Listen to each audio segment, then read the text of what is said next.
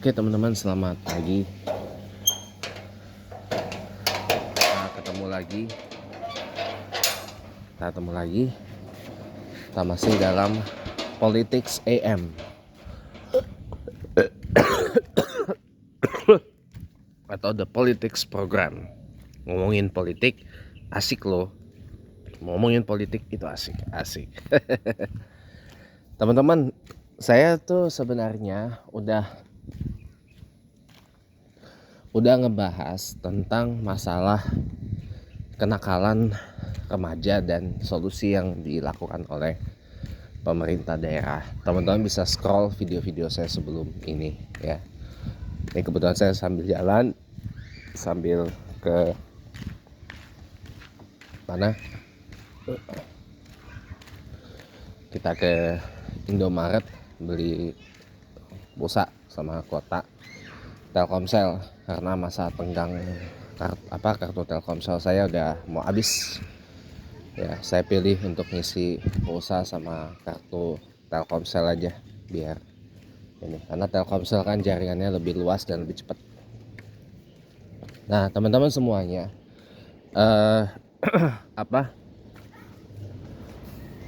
kita mulai dari mana ya? Kan disindir kan sama Termul Maman Ali Haidar, ya kan? Katanya Gubernur Jakarta Mas Pramono Anung mengatakan anak nakal disuruh pergi ke perpustakaan. Jangan kan anak nakal katanya, anak baik aja gak ada yang mau, ya kan? Nah, langsung disahut kan sama teman saya Inka, katakan ya ketahuan banget junjungan lu kagak suka baca, ya lu juga jangan nulerin nggak suka baca gitu. Apa ya, menurut saya pribadi ya, setiap daerah tuh punya ininya sendiri-sendiri kok. Mau tidak mau kita harus respect dengan yang namanya otonomi daerah, ya kan? Contoh, Jabar menganggap mengirimkan anak ke barak militer sebagai solusi untuk mengobati masalah kenakalan anak dan remaja, itu kan? Ya, kalau memang itu ikhtiar terbaiknya, ya sudah, walaupun bagi saya itu tidak tepat ya. Contoh kayak Jakarta aja nih. Contoh kayak Jakarta aja. Mas Pram mau bikin acara Manggarai bersolawat supaya mengobati masalah tawuran di Manggarai. Itu kronis juga loh. Menurut saya itu langkah yang baik ya. Jadi membangun spirit kereligiusan Jakarta, bukan kereligiusan, keislaman Jakarta dari daerah yang tadinya dikenal sebagai daerah yang rawan tawuran. Itu bagus loh. Bagi saya itu bagus, sangat-sangat bagus, dan memang harus didukung. That's the point. 1, 2 ya. Yang ini yang dibahas sama Maman Ali Haidar Termul, perpustakaan ya. Karena Mas Pram kan mencanangkan akan membuka perpustakaan dan museum sampai dengan jam 10 apa jam 11 malam, belum clear. Katanya sih sampai jam 11 malam lah paling larut. Sampai dengan jam 11 malam paling larut, ya kan? Ini kan akan makin membuat wisata edukasi dan wisata pendidikan di Jakarta ini jadi makin terekspos gitu loh. Jadi Jakarta nggak cuman hanya wisata belanja, wisata budaya, wisata kuliner ya, atau wisata malam night club maksudnya. Tapi Jakarta juga punya wisata edukasi. Itu museum-museum Jakarta sama perpustakaan, terutama Perpusnas itu buka sampai jam 11 malam. Itu keren loh. Itu keren, sangat keren ya. Jadi membuat orang tuh jadi bisa berleluasa mendapatkan ilmu pengetahuan gitu. Apalagi kalau membutuhkan rujukan-rujukan akademis ilmiah untuk beberapa keperluan, misalkan untuk penelitian, untuk skripsi, untuk disertasi dan sebagainya. Itu bagus, sangat bagus itu. Saya sangat mendukung itu. Sangat-sangat saya dukung sebenarnya. Itu adalah satu policy yang menurut saya keren. Sangat amat sangat keren gitu. Ya. Dan yang ketiga nih, yang saya lihat tadi di IG-nya temen Nong Andah sama Bung Ciko Hakim, jubir Pemprov DKI Jakarta, ya, jubir Pemprov Jakarta, ya. Taman Jakarta dibuka 24 jam, diluncurkan di lapangan Banteng. Jadi taman-taman yang lokasinya strategis di tempat rame gitu ya, dibuka 24 jam. Ini keren. Keren loh. Ini keren. Kenapa saya bilang?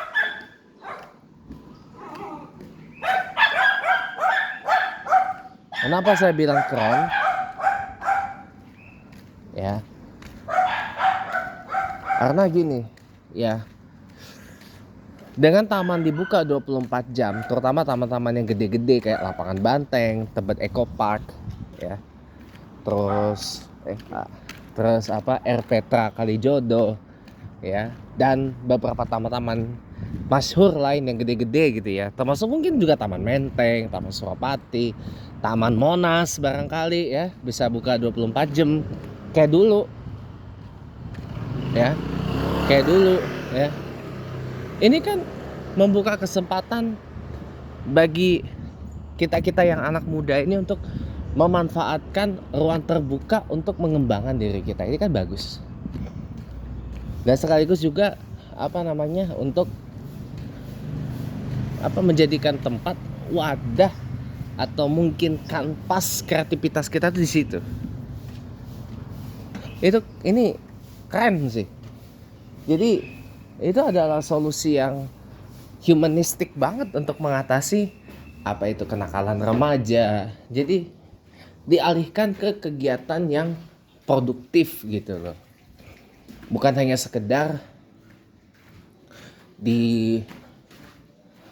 dibangun ulang dengan metode militer gitu loh.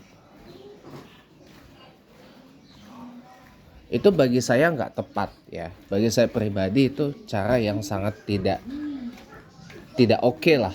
Kalau bahasa Jawa itu nggak boys gitu loh. Nggak boys banget kalau bahasa Jawa Surabayaan tuh nggak boys gitu loh. Kalau buat dulu ya, maaf, nggak boys banget gitu. Jadi kalau saya pribadi nilai ya, kalau memang daerah yang memerlukan seperti itu ya silakan saja. Kan itu kan kita diatur dalam undang-undang otonomi daerah toh. Ya. Tapi buat saya pribadi nggak boys aja. Gitu. Nah, teman-teman semuanya, kembali lagi nih. Ya, ada satu lagi yang solusi yang sedang dikerjakan oleh Mas Prambang Blum. Sebenarnya gini loh. Kalau 3 ini aja bisa dilaksanakan secara paralel, berdampingan ya. 3 ini ya, Manggarai bersolawat, perpustakaan museum dibuka sampai malam, kemudian yang ketiga tadi taman dibuka 24 jam, tapi taman-taman tertentu aja ya, tidak semua. Ya terutama lapangan Banteng, Tebet Eco Park, Taman Suropati contohnya dibuka sampai 24 jam. Wah, ini kalau 3-3 dijalani secara paralel plus 1 ya, lapangan kerja tersedia banyak, dan Pemprov Jakarta sudah melakukan banyak job fairs. Banyak job fairs dari bulan Maret kemarin, awal puasa. Awal puasa udah dibuka job fair, dimulai di Jakarta Barat. Jakarta Barat. Terus Jakarta Selatan. Terus Jakarta Pusat. Ini nanti di Jakarta Timur job fair. Sudah di Kepulauan Seribu. Kalau target 1.503 orang Jakarta dapat lapangan pekerjaan, terutama yang muda-mudanya kayak saya ini, insya Allah yang namanya kenakalan remaja enggak bakalan kejadian. Ini kan karena ruang geraknya dibatasi, sudah mau dapat pekerjaan susah, ya kan? Akibatnya jadi outputnya ke arah itu. Jadi percaya deh kalau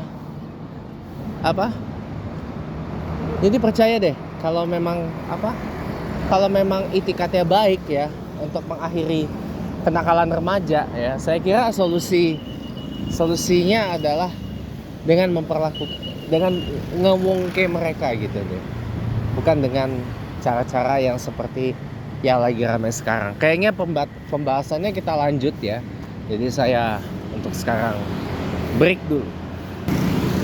Oke teman-teman, alhamdulillah kita udah isi paket internet Telkomsel.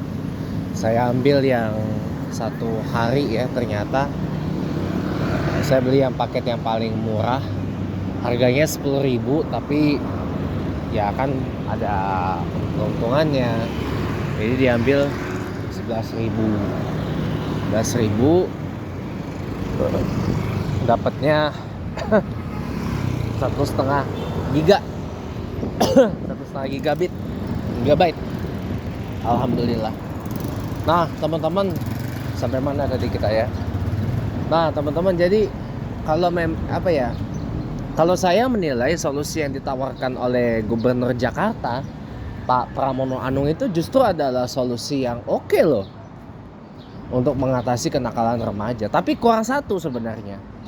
Dan satu ini memang lagi dalam progres lowongan pekerjaan. Kan banyak tuh. Kan tadi saya udah ceritakan tentang job fairs, bursa lowongan kerja di Jakarta yang sudah dimulai dari sejak awal Maret yang lalu di Jakarta Barat. Terus kemudian berlanjut lagi ke Jakarta Pusat, berlanjut lagi kemarin di Jakarta Pusat. Ini OTW di Jakarta Timur, di Pulau Gadung, sama di mana tuh saya lupa nanti diadainnya. Kemarin itu sudah di Kepulauan Seribu ya. Nanti tanggal 22 ada yang nasional di Kemnaker Pusat ya, Kemnaker Pusat. Nah kalau benar-benar serius, ini kan targetnya ambisius banget nih. Targetnya 1.500-an lebih warga Jakarta dapat pekerjaan, termasuk yang muda-muda kayak saya ini. Misalkan ya, ini terpenuhin, wah itu akan dengan sendirinya kenakalan remaja itu akan teratasi. Loh, kenapa anak-anak remaja masih terjelembab dalam, maaf kata nih, tawuran, narkotika, judi online, judi beneran ya, judi beneran, prostitusi, melawan orang tua dan sebagainya ya, melawan orang tua, melakukan kekerasan dan sebagainya. Lah kan itu karena komplikasi berbagai faktor ya, tekanan ekonomi, rumah tangga di rumahnya bermasalah ya, tekanan ekonomi di rumahnya bermasalah, kemudian apa lagi, macam-macam riweh urusan, banyak ya, macam-macam ya, banyak lah, ini banyak faktornya, itu multifaktor dan multi penyebab, multi cause multi cost kalau bahasa Inggrisnya. Nah, jadi kan nggak bisa hanya diselesaikan hanya dengan satu cara, harus dengan multi cara. Gitu. Jadi bukan hanya sekedar dikirim ke barak militer, diserahkan ke prajurit TNI gitu kan, lalu lalu finish, selesai. Ya nggak gitu juga, nggak gitu caranya teman-teman. Buat saya ya. Tapi kembali lagi karena kita hormat sama otonomi daerah ya. Ya udah, kalau memang itu yang terbaik untuk daerahnya, kenapa tidak gitu loh. Lanjut aja. Tapi kalau bagi saya itu bukan cara yang tepat. Ya, cara yang tadi adalah kita tuh ngewongke gitu loh. Tahu ngewongke enggak? Ngemanusiain orang. Ngewongke wong. Nah, solusinya Mas Pram ini kan ngewongke banget. Dibanding hanya sekedar dikirim, send ke barracks, ke barak. Setelah itu the end. Nggak gitu. Minimal ya, kalau saya minimal ini udah bagus sebenarnya, dengan taman dibuka 24 jam, museum sama perpustakaan dibuka sampai malam supaya mendorong anak-anak dan remaja ke perpustakaan. Ya memang harus dibikin menarik. Karena perpustakaan di Jakarta ini banyak banget, gak cuma perpusnas. Ada perpustakaan M. Yamin, ada perpustakaan banyak banget pokoknya. Taman di Jakarta ini juga banyak teman-teman. Banyak. Ya, taman-taman yang gede kayak Taman Suropati, Tebet Eco Park. Taman Suropati, Tebet Eco Park. Ya kan? Lapangan Banteng, Air Petra Kalijodo dan sebagainya. Banyak. Nah, ini dibuka 24 jam, keren. Apalagi kalau didorong ke museum. Jujur saya udah lama nggak ke museum. Ya, kenapa udah lama nggak ke museum? Masuknya mahal. Kita pergi ke Museum Nasional aja tarif masuknya gocap. Ya. Kita pergi ke Museum Nasional masuknya aja gocap 50.000. Wajar. Karena untuk konservasi artefak-artefak dan apalagi sempat kebakar Museum Nasional itu, meskipun alhamdulillahi ta'ala rabbil alamin beberapa artefak dan koleksinya ada yang masih bisa diselamatkan, tapi nggak bisa kita deny juga ada beberapa artefak dan koleksi Museum Nasional yang rusak, bahkan hancur kebakar, sehingga pada waktu restorasi dan konservasinya memang membutuhkan biaya yang lumayan besar. Menurut saya wajar Museum Nasional masuknya dikenakan tarif sebesar Rp50.000. Itu wajar teman-teman. Sangat dan tersangat wajar. Ya. Sama halnya kayak Taman Mini Indonesia Indah. Ketika Taman Mini Indonesia Indah masuknya setengahnya dari harga Museum Nasional, Rp25.000. Ya. Itu kan untuk Pak Sugi. Itu kan untuk konservasi dan merestorasi Taman Mini Indonesia Indah beserta museum-museum itu kan juga besar biayanya. Dan kita masuk museum Taman Mini bayar lagi. Itu kan untuk perawatan ini, dan itu wajar teman-teman. Wajar. Ya, wajar kok. Dan ini juga sekaligus membuktikan bahwa museum itu bukan sekedar tempat untuk kita sekedar untuk cekrek kayak gitu, enggak, ada value-nya kan, contoh kita pergi ke museum yang di Kebonjeruk itu,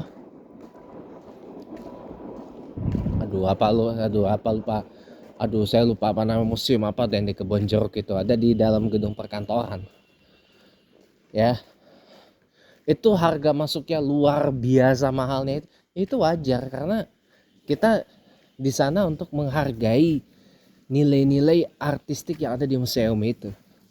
Sama halnya kayak kita pergi ke Museum Nasional kan kita diajak untuk melihat, oh ini sejarah peradaban Indonesia dari masa ke masa. Dan kita menikmati itu, bukan hanya sekedar cekrek masuk media sosial, masuk status WA, jadi untuk dibikin berharap jadi FYP di TikTok, ya kan? Nggak gitu. Jadi ada value-nya. Makanya kalau boleh jujur, harusnya memang harga tiket masuk museum di Jakarta itu idealnya di atas Rp10.000. Museum Nasional aja udah 50.000. Museum Fathahillah saya kurang tahu berapa ininya. Tapi kalau bisa sih dinaikkan menjadi ya taruhlah 20-30 ribu, gak apa-apa dah. 30 ribu gak apa-apa dah. Museum wayang berapa, museum keramik berapa, dan seterusnya. Jadi untuk biaya perawatan ininya tuh tidak terlalu nombok gitu lah. Dan itu juga harus didorong sama Pemprov Jakarta melalui Disparnya, Dinas Pariwisatanya, untuk ayo ke museum gitu, diiklanin lagi ya melalui tangan-tangan Disparnya. Jadi mau nggak mau Dispar, Dinas Pariwisata Jakarta, sama Disdik itu Dinas Pendidikan Jakarta mesti aktif promosiin, ayo kita ke perpus, ayo kita ke museum gitu.